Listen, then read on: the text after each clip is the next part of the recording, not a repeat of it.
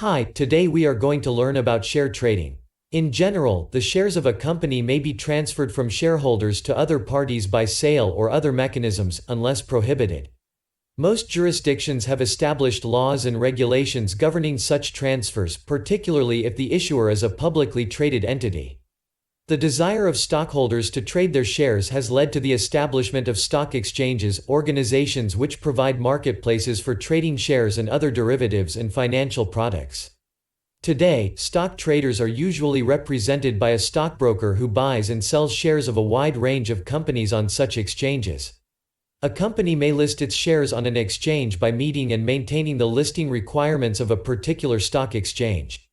In the United States, through the intermarket trading system, stocks listed on one exchange can often also be traded on other participating exchanges, including electronic communication networks (ECNs), such as Archipelago or Instinet.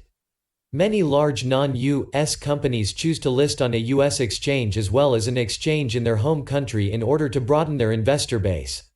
These companies must maintain a block of shares at a bank in the U.S., typically a certain percentage of their capital. On this basis, the holding bank establishes American depositary shares and issues an American Depositary Receipt (ADR) for each share a trader acquires.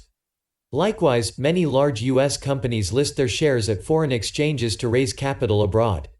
Small companies that do not qualify and cannot meet the listing requirements of the major exchanges may be traded over the counter (OTC) by an off-exchange mechanism in which trading occurs directly between parties.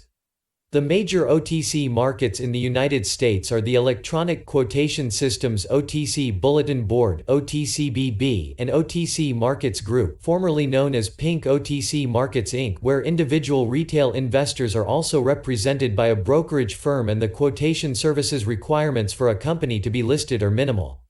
Shares of companies in bankruptcy proceedings are usually listed by these quotation services after the stock is delisted from an exchange.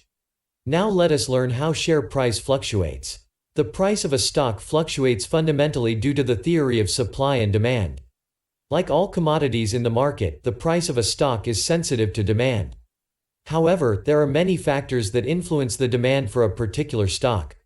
The fields of fundamental analysis and technical analysis attempt to understand market conditions that lead to price changes or even predict future price levels. A recent study shows that customer satisfaction, as measured by the American Customer Satisfaction Index (ACSI), is significantly correlated to the market value of a stock. Stock price may be influenced by analysts' business forecast for the company and outlooks for the company's general market segment.